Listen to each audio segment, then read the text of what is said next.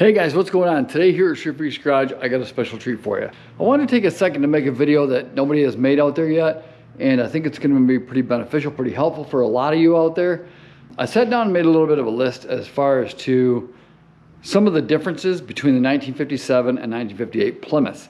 There seems to be a lot of people saying, oh, I'm going to get a 57 Plymouth, I'm going to make it a 58, and they're not quite sure what all the differences are. So I'm no expert at this by any means. I'm gonna go do my best to go through and show you guys all the differences between the 1957 and 1958 model. Now, of course, there will be variations regarding like the two-door, the four-door, the two-door sedan versus the four-door sedan, versus the Suburban, the wagon, and also versus the convertible as well. There's gonna be variable differences as well. So I'm going to do my best to go through for right now and explain to you the differences between the 1957 and 1958 Plymouth. So let's go check some out.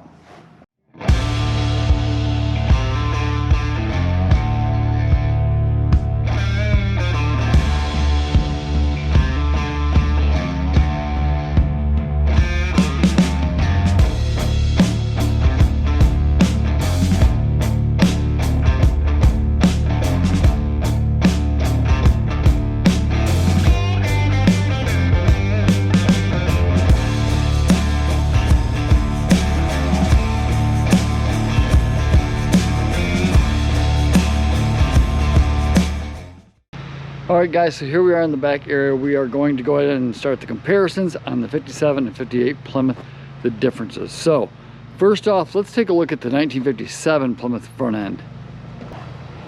Here you have the obvious 1957 Plymouth front end. Now, the only thing on this car that has been converted to 58 so far is the grille emblem itself. This is a 58 grille emblem for the 58s that came with V8 engines. If it had a V8, it came with the V in the grille. The typical 57 emblem we'll show you in just a second. But the obvious comparison is the two headlight system.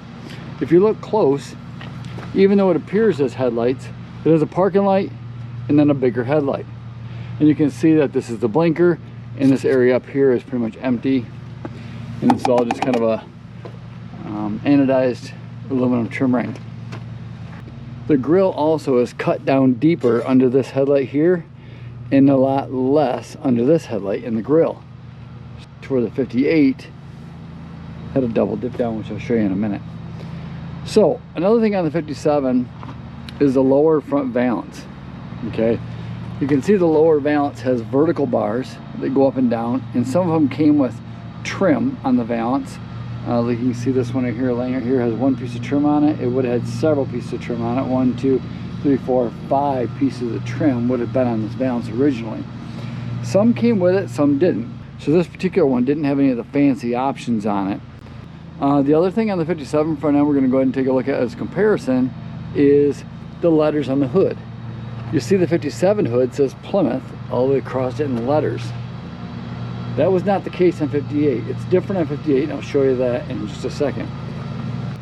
This lower trim right here on the hood is the same on 57 and 58.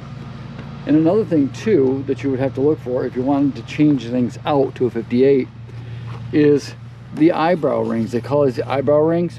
They're different on a 57. Okay, you can see here, and then here they're like all straight across up here, which I'll show you on a 58 in a minute. And you see they only come down to about halfway through the headlight. You can see that on the side. So that's kind of the 57 eyebrow. Now, one more thing real quick on the front of the 57 we're going to go ahead and cover real quick before we move to the 58 is the fender spears. The fender spears are very short. You can see the profile of them, very short, and they're very long. They go back almost pretty much about halfway through the fender. As you can see on this car, they cover about halfway back on the wheel, so they're quite long. I mean, they're probably almost 2 foot long. So I mean, they're quite long, and these are also different on the 58 as well, which I'll show you that in just a second.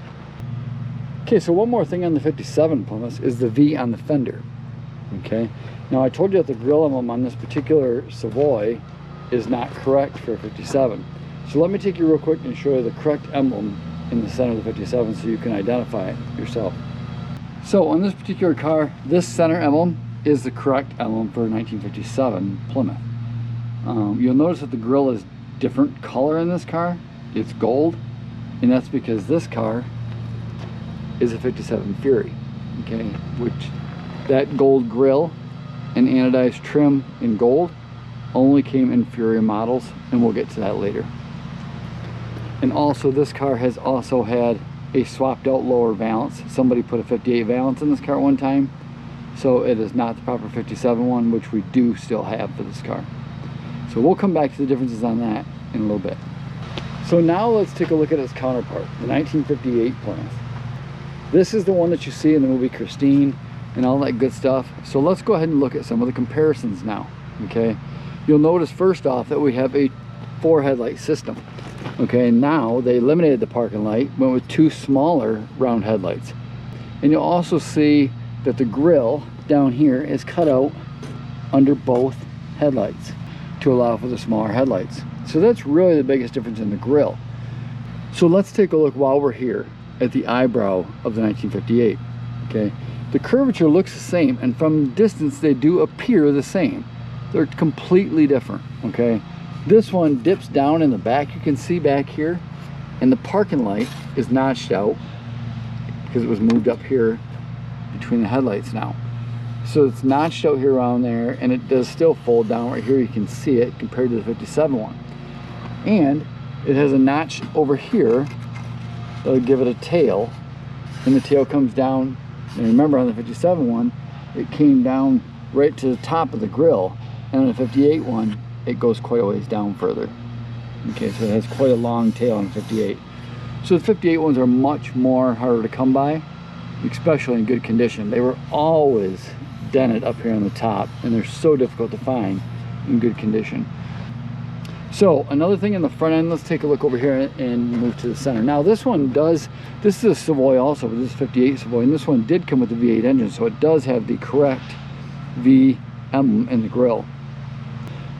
It does have the correct 58 valance for it, and it does have the correct emblem now for the hood. As you remember, the 57 had the letters Plymouth all the way across the hood. In 58 they replaced that with this really cool emblem and just said Plymouth across the emblem, which is pretty cool. As you notice here underneath the hood, this trim is the same on 57, 58.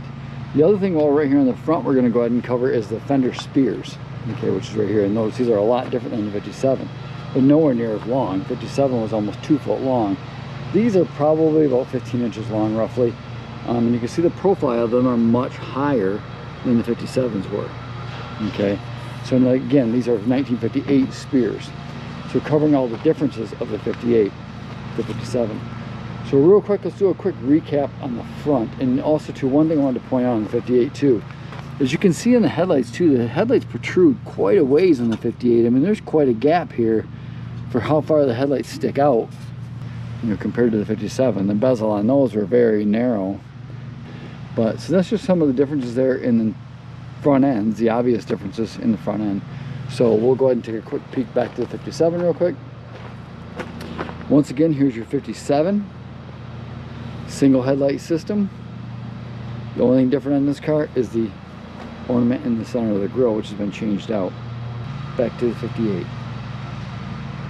In case you guys can see the differences quite clearly. Okay, so we're here at the 1957 Fury, and another difference is the windshield A-pillar trim. This trim right here, you'll notice on a 57 two-door hardtop, has 3 rolls in it, or indentions in it. Okay, on the 58, and I'll try to include a picture right after this, this would be 1 solid roll all the way down. It wouldn't be in 3 pieces like this. So a lot of times when there's a 57 to 58 conversion, you're going to see that they forget to change the A-pillar trim, or they just simply couldn't find the 58 trim. And also you'll notice there's a difference up here as well on this corner as far as to how this trim lines up on the 58. Again, I'll try to find pictures of that again on the 58 and show you. Let's move on to some more changes in these cars, some more differences. Okay guys, so the next thing we're going to talk about is the sport tone trim. I'm going to do my best to explain to you here the trim package differences on the Belvedere between 57 and 58. On the Fury, this trim did have what they call the hockey stick in the back, okay, which it goes up right here. And you'll notice it was all in gold on this particular car because it was a Fury. Fury had all gold trim. So on a regular 57 Belvedere, this trim, the lower trim, would have came and angled down to here and had a slight little swoop on the bottom one, and the top trim would have came straight back to the back of the car. So there was no upsweep on the car. In 57 they did the upsweep for just the Fury models only, and of course they had all the divider trim in here as well, which is another way to decipher 57. This is what the 58 trim would look like with the hockey stick, which you're familiar with on Christine. However, these bars were eliminated in 58 and it was just one big solid hockey stick down the side done in silver. So basically the same stripe that the 57 Fury had, just without the bars, the horizontal bars in the back of the fin. And it would have been in silver on the Belvedere. And for 57 on the Belvedere, it would have been painted in here, not in the anodized trim, it would have been painted here white, and like I said, it would have ran straight back to the back of the car with a slight arch down on the bottom piece of trim. So a lot of times when people are looking for the bottom piece of trim, they find the 57 one, which has a slight arch in it. They have to cut it off and straighten it, or some people just leave it as is and add the top part and do something funky with the hockey stick. But that's kind of up to them, their choice. But regardless, that's kind of the trim package differences on the 57 and 58 sport tone trim. It was the 1957 Fury only that had the hockey stick in 57. The Belvedere model had the straight across stripe. There's that piece. Let's move on. Okay guys, so one thing we're going to take a look at here is the 1957 Plymouth rear bumper. Okay, we're going to take a look at that rear bumper, and when you look at the center piece in the rear bumper, you'll see that it's all one big solid piece. There's no lights in that at all. That's because in 1957 they had the backup light inside the taillight. So this particular car doesn't have a taillight in it, but I'll show you that in just a second. But I'll go ahead and post a picture right here of what the 57 taillight looks like. So this is your 1957 rear bumper. Now while we're here, we're also going to go ahead and cover the trunk as well, because the trunk emblem is different on a 57 to 58. So if you look here, this is the proper trunk emblem for a 57 Plymouth. So you can see it has the Mayflower insignia here, along with the chrome bar here, similar to what they did with the emblem on the 58 hood for 58. So similar to that. So the emblem has a lot of resemblances. But there was also the push button here for the trunk, which would have been there as well. So that's what the trunk looked like on the 57. One more thing we're going to look at is on the end of the bumper is the bumper wings. Okay, this is one of the corner wings for the rear. So these particular bumper wings were available on the Belvedere and the Fury models only in 57 and 58. So they had the rear wings, and then they had the two front wings, and I will drop a picture of the front wings on here as well. So let's go take a look at the 1958 rear bumper along with the 1958 trunk lid. Okay guys, so now we're going to take a look at the 1958 bumper. Okay, and this one you can see in the center section here, it has a backup light right in the center. That's because they took the backup lights out of the tail lights and put one single backup light in the center of the rear bumper. So let's go check out the trunk now of the 58. All right, so here we are on the trunk lid of the 58, and this one's a little bit banged up, but you still get the idea of it, as the Plymouth letters are moved from the hood to the trunk in 1958. They did away with the Mayflower emblem that we showed you earlier. They had the Plymouth all the way along the trunk letters, and again would have been the push button trunk button right here that would open up the trunk. So there's your 1958 Plymouth trunk lid. Okay, so real quick, we're inside the shop now. We're going to show you on the 57 the difference underneath the taillight housing. So once you pull the taillight housing off of the 57, this is what you're going to see. A whole series of holes drilled out here, and there's quite a few in the 57. Okay, now in the 58, which we're going to show you in just a second, there's only going to be two holes, one here and then one large one down at the bottom is all you're going to see. And also you'll notice that this taillight section here is raised. It's kind of got an indentation in the middle there, embossed in the metal there. You see it's all raised up right there. So a lot of people doing the conversion is they'll say they massage the taillights to put them in, but actually what they mean is they kind of bend them, twist them, screw them in, and force them to go in when they're not intended to go in there. So what a lot of people will do is they'll cut along this edge right here and then push this panel in so the housing mounts flush and flat inside there. And it usually works out pretty well that way. So if you're going to do a 58 conversion, you probably want to cut this section out and put a 58 section in there so the car becomes a 58. Let's take a look at the 1958 Plymouth now, comparing these two sections of the taillights, and then we'll show you the 58 taillight. Okay, so now we're looking at the mounting housing of the 58 Plymouth, okay? And you can see, as I said before, it has one small hole up top and one larger hole in the bottom for the taillight socket. Much different than the 57, which had the whole series of holes going all the way up and down the fin. So once again, totally different on a 58 as a 57. And you can see that this indentation right here is all flat. This whole section is flat, but it's pushed in here for the taillight, and it is still bubbled out here at the bottom like it was in the 57. But it's mostly all right from here up to where it all starts to get different. So once again, that should be changed out for a 58 if you're doing a full 58 conversion. Okay, I apologize I can't get that close of an angle on this car, but this is a 1958 Belvedere, and this is what the 58 taillight looks like. Okay, you can see that it does have the all anodized aluminum all around it. It does sweep up underneath the trunk right over here. Screws in pretty much in the same place that the 57 one does, pretty close. And you'll notice, as I said before, the taillight does end here, and then there's another section of trim added here to take it down below. So the backup light again would have been included in the center of the bumper, so they removed it out of the taillight. Now they did the red around here on the taillight here. The reason why the whole taillight's not enclosed is because when they designed this, the red was supposed to light up here and reflect and glow all throughout the whole housing of the taillight, and it created really a beautiful taillight. The 58 had such a beautiful taillight in these cars. Okay, so one thing we're going to show you as well too, another comparison between the 57 and 58, is the VIN numbers. And you'll notice this is a VIN number on one of the 57 Furies. And you'll notice the number starts at 162, and then it has a whole series of numbers behind it. And that's typical for 57. It was all a number process for 57. Now let's take a look at the VINs on a 58 model. So the 57 model had a big series of numbers all the way down. And the difference on a 58 model is almost all the 58s that I know of or that I've ever seen all start with an LP2 number. Okay, so that's really the biggest differences that you're looking at is the 57s all had a number series, but if your VIN has an LP, starts with an LP, chances are it's 58. So that's how you can tell. Also, another way of a 57 to 58 conversion is by the VIN. Let's move on and compare some more. Okay, so the next thing we're going to take a look at is the hubcaps, the wheel covers. Totally different once again for 57 and 58. Now, 57 caps are very, very popular. We've got just tons of these things here at the shop. 58 caps are a lot harder to find. But you'll notice they got a cone in the middle and all kinds of black squares, rectangles, whatever you want to call them, all the way around it, painted black. And this is true for 57 models, whether it be Savoy, Belvedere.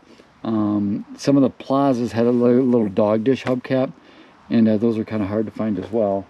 But the Savoy and the Belvederes, most of them had the regular standard hubcap like this, and these were very popular back in the 50s for custom hot rods. When you did a hot rod, everybody wanted 57 hubcaps on there.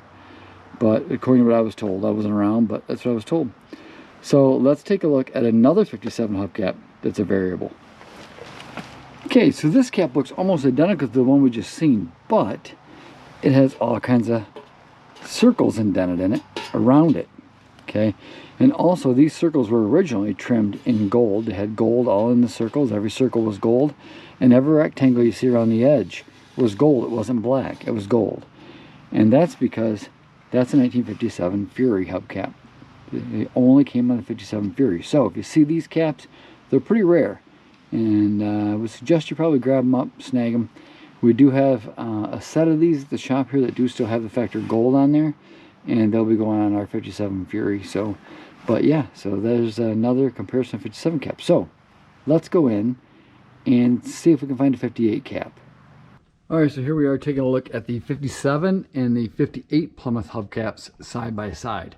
So the 1957, like we said before, black rectangles around the outside edge, cone or dome shaped in the middle. 58, much different. Still got the dome area in the middle for the most part, with some oblong rectangles this time along the outside edge. So 1957 Plymouth hubcap, 1958 Plymouth hubcap.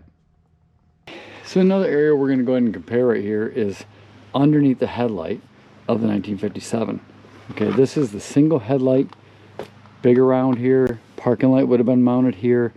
Fender slopes down. You can see this whole thing is at an angle. If I turn the camera on here, you see it's at an angle. You can see it is all molded right around here. It's all steel right here, rusty steel rather in this car. But it has a big headlight right here, and the parking light would have mounted here. And once again, this is a 57 Fender. Let's go real quick and compare this to the 58 one, because I'm telling you, there's a lot of modification to do. Okay, so this Fender's kind of laying on its side here, but you can kind of get the idea. You can see that in the 58 Fender, this whole section lays flat, and there's quite a drop right here to get to the slope section. And there's no support brace here in the center like it was on the 57. But it's flat here because there's a whole entire headlight assembly that mounts on here to house the double headlights for the 58. That's what you're looking at with the 58 Fender. So if you're going to convert a 57 Fender, you got a lot of work to do. But people do it all the time, but it's just, you got to create all that. You can see there's some indents going on there to make it look factory, make it look correct. It's just a little bit of work, but it can be done. All right, let's compare some more things, guys, and check out some more differences. Okay, so we got another thing we have to compare on these cars, and it's something that almost nobody notices, but it's a very small, minute change, very small, minute difference.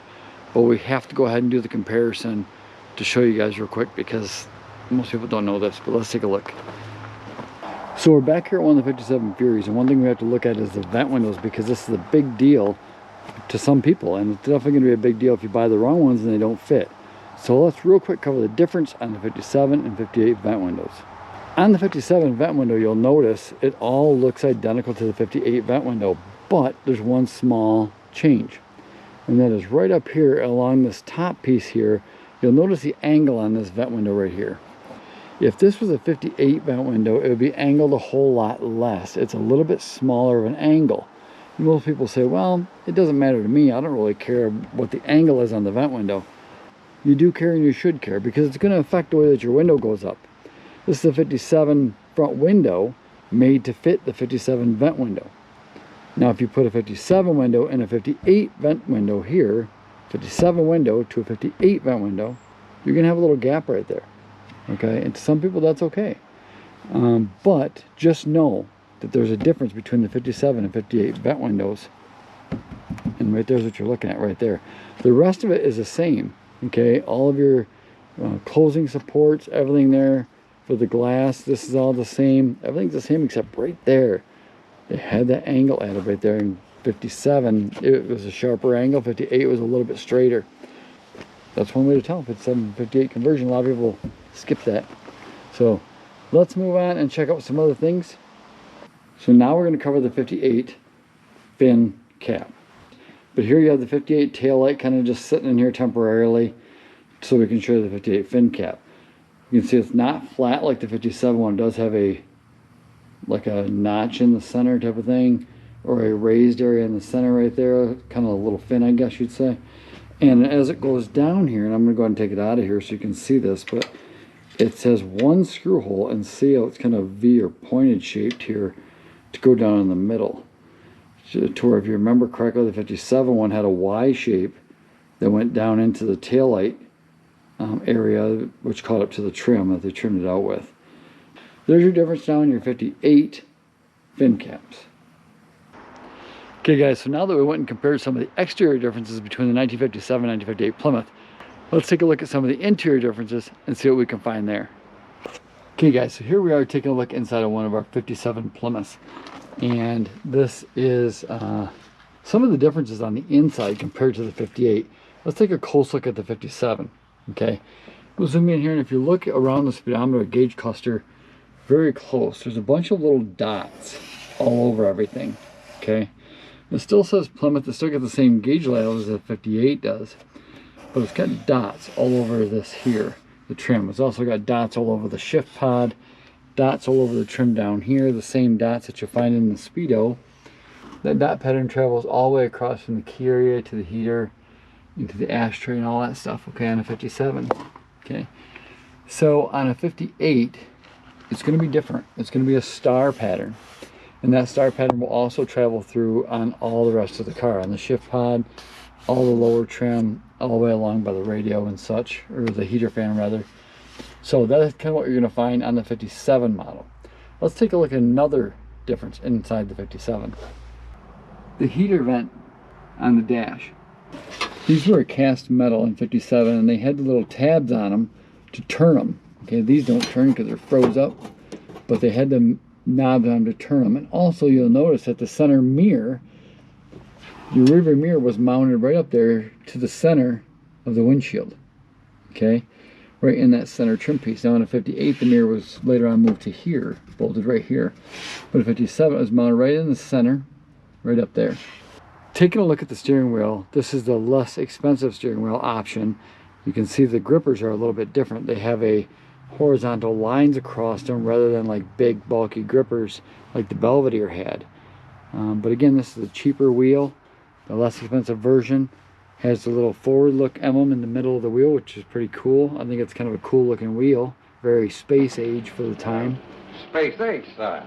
But that's the one right there that is in the least expensive model, and that is not known as a sport wheel. Okay, so we take you here inside of one of our 58 parts cars. Okay, so let's go ahead and take a close look at this gauge cluster first. You'll see inside here, there's not a dot pattern, it's more of a star pattern in here. Okay, and that lines the whole gauge cluster all throughout. And you'll notice it also goes through onto the shift pod, and the same pattern is right here on this trim by all your switches. And it also travels right through the dash from the keyhole all the way onto the heater. The same star pattern goes all the way through for 58. You'll notice that the dash vents on the dash are now plastic. They're not cast metal anymore. There's no adjusters on them. They still spin, but they're plastic. Okay, you'll notice where the rearview mirror was is just a piece of trim there now, because the rearview mirror has been moved up further on the dash. Okay, mounted here. And it pivoted on a ball bearing there, just like the 57 one pivoted on a ball bearing at the center of the dash. The next thing we're going to take a look at is the steering wheel. This is what's known as the sport steering wheel. This is the fancier version. Now this is all chrome here normally. It also has the grippers on the steering wheel here, which is for Belvedere and Savoys. Some Savoys had those as well. This is a particular Savoy we're looking at right here. You'll notice the center of the wheel sunk in, and it's brushed silver. Okay, now in the Belvedere version, if the car came with power steering, the center section here would have been anodized gold, even on the Belvedere, and it would have said power steering in there, like you see in Christine. Now, on the 58 Belvedere, the center section would have been silver like this, and said power steering. That's the silver one that was used in the film Christine's. The gold one would have been on the 57 Belvedere, that said power steering, and that was silver just like this, but it said power steering on the 58 Belvedere, if the car came equipped with power steering. But some of the differences right there in the dash right there, minor differences really, but still nonetheless differences. So here's a closer look at a 58 dash. Zooming right in, you can see the star pattern in here, and it still says Plymouth, it still says 120. So the Fury model in 57 and 58 would have a speedometer that went to 150 miles per hour. The Belvedere, Savoy, and all other models came with the 120 mile an hour speedometer. Hey guys, if you liked the video you've seen today and you enjoyed the comparisons between the 57 and 58 models, make sure to hit the like button down below, and please leave a comment down below also. What's your favorite one? 57, 58, which Plymouth do you like the best? And what would you like to see more of on the channel? Oh yeah though, before you leave, one more thing, some bonus footage. How about we go ahead and do a quick comparison on the 1957 or 58, doesn't matter. Let's compare the two-door hardtops compared to the two-door sedans. And if you stick around to the end of the video, you'll even see the comparison between the two-door and the four-door. And I will tell you one thing, there's some differences in the two-door and four-door that's definitely, besides the obvious number of doors, There's some differences between the two-door and four-door that's it's gonna take you by surprise. I mean, it's things that you'd never normally expect, but it's things that we learned, and we're gonna share them with you if you check it out till the end. So stick with us till the end, guys. Let's go check out right now the differences between the two-door hardtop and the two-door post car. Okay, so we're gonna use Christine to show you guys some of the differences between the two-door hardtop and the two-door post models of these Plymouths, 1957 and 1958. So real quick, what you're looking at right here obviously is a 1957 Plymouth two-door hardtop, okay? This is a hardtop model. You notice how the roof has got quite a swooping line down. It really goes down quite a ways. And now the differences are this.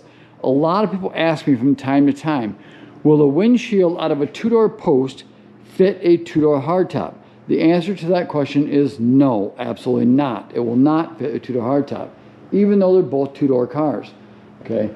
The other question they ask is, will the rear window fit between a two-door hardtop and a two-door post car? Answer once again, no, absolutely will not fit. They're completely different roofs. The lower section of these cars are the same on the two-door sedan or post compared to the two-door hardtop. They're the same. Okay, now, on a two-door hardtop, these A-pillars are different than what you see on a two-door sedan. We'll cover the sedan in just a second. Another difference we're going to take a look at is called the Dutchman panel or the rear deck panel.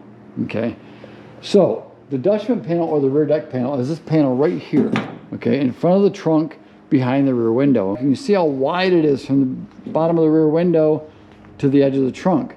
So we're going to compare that because on a two-door post car, it's much narrower. It's actually the same width on a two-door post that it is on a four-door car. So one more thing to compare it to is on the hardtop, the rear side windows is all one-piece window. It literally goes from the back of the door here all the way to the back, and it's one-piece glass and just rolls down inside. The post car, you're going to find is a little bit different. Let's go check that one out, see what that one looks like. Okay, so here we are at a two-door post car, and I had to uncover Brando's car for just a little bit to show you some of the differences.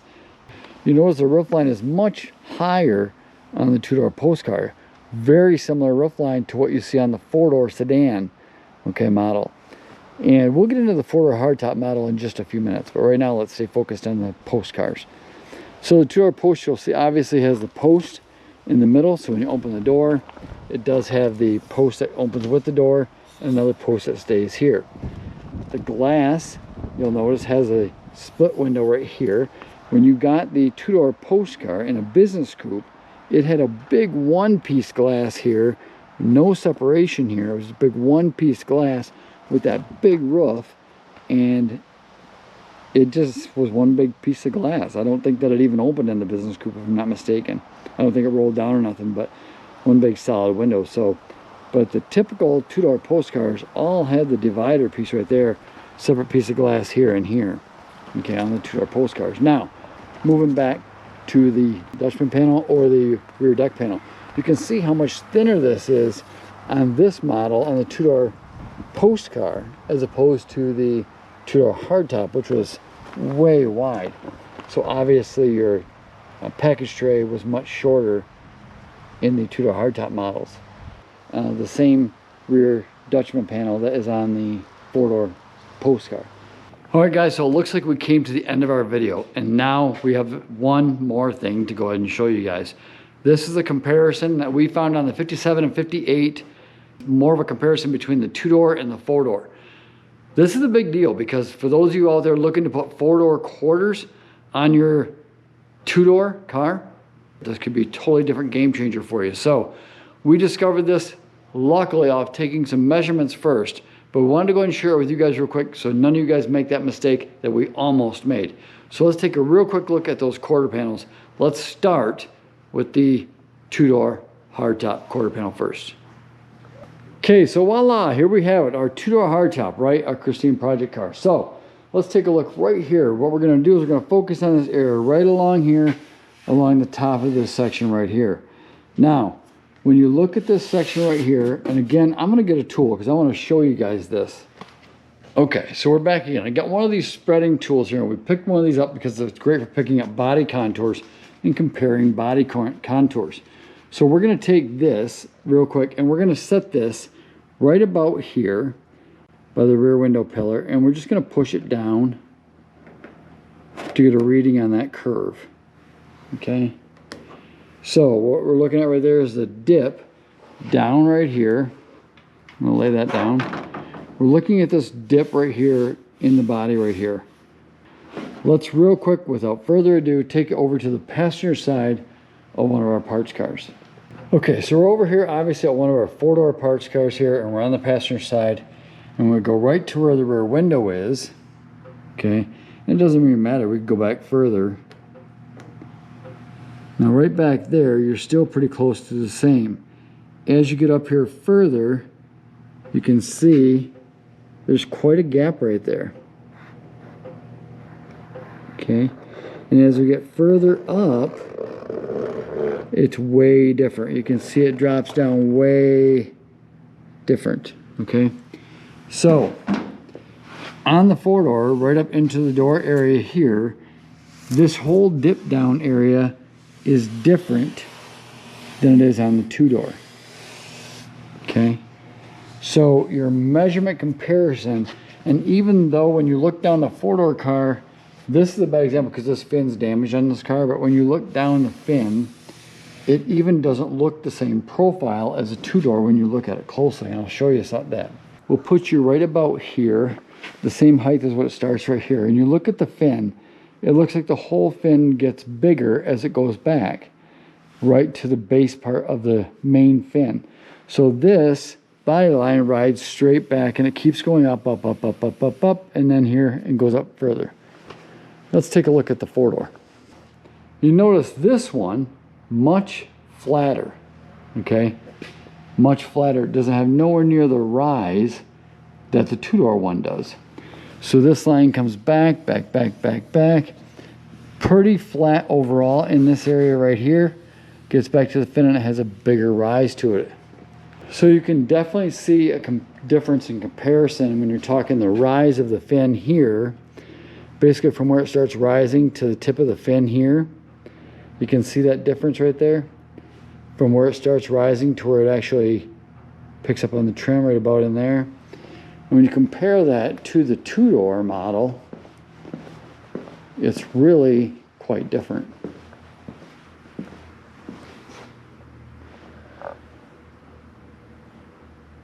So it's probably about in here. So there's definitely a little bit of a rise. And when you sit horizontal with that wheel, or with that line, you can see that that line kind of raises up right there and then down.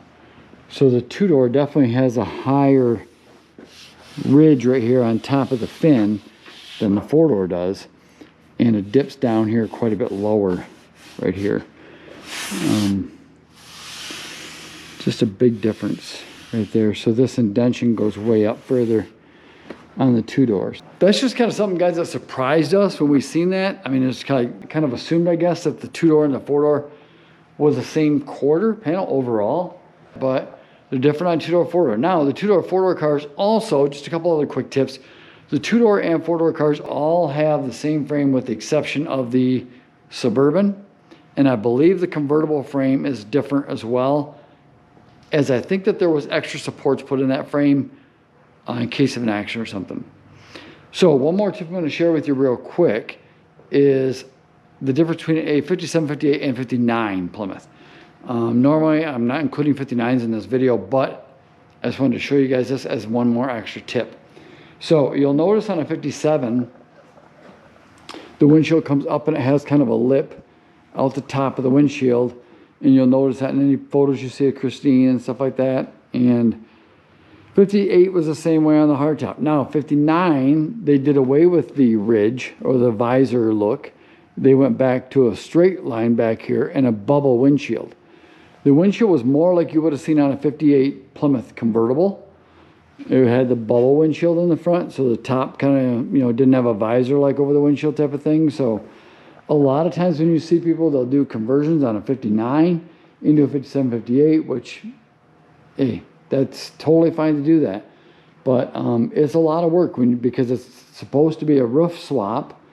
Even though the 59 hardtop roof looks a lot like the 57, 58, it does have the bubble top windshield. So that's definitely something to watch for to tell the difference between a 57, 58 conversion that was done from a 59. So we're gonna go ahead and wrap the video up right there, guys. I hope this video shed a little bit of light on the 57 and 58 Plymouth differences between the two models, between the 2 years, and also between the 2-door post model, the hardtop model, the 2-door post car compared to the 4-door post car. Obviously, these are not all the differences. So before you jump on the channel and start telling me about this difference and that difference I forgot, of course, there's a few things here and there, little things that I left out. There's also a few things that identify a true Fury as opposed to a imitation Fury or a Belvedere car. And hopefully I can do a video on those in the future, describing a little bit of the differences between the Belvedere and the Fury models. I'd like to do a video on that as well too for the future. But in the meantime, I hope this video clarified any questions that you may have, or suspicions or wonders, or helped you on your project. Maybe you had planned on using a 57 part, but now you're realizing that it won't work, or you're gonna have some modifications to do to make it work. A lot of people build 58s, often 57s, and use the parts. I'm sure you can too. Anyways, that's all I had for you today, guys. I really hope you appreciate the video, and I really hope you liked it. If you did, please click like down below and also leave a comment. Once again, what was your favorite car, the 57 or the 58 Plymouth? Which one did you like best? Do you know somebody that has one or somebody that had one? Comment down below and let us know. We'd love to hear your stories on it, guys. We'll talk to you in the next video. Take care of yourselves. Love you guys. Bye-bye. All right, so here's your bonus footage for you. This is a 1957 Plymouth 2-door custom Suburban. And one question we get is the taillights the same on a 57 Suburban that it is on a 57 Plymouth? And the answer is no, they're not the same. They're different. They actually angle forward to the typical 57 Plymouth angle backwards. So taillight lenses are different. Backup lights are different. Everything is different on the 57 Suburban wagons. So there you have it. There's your tidbit of extra information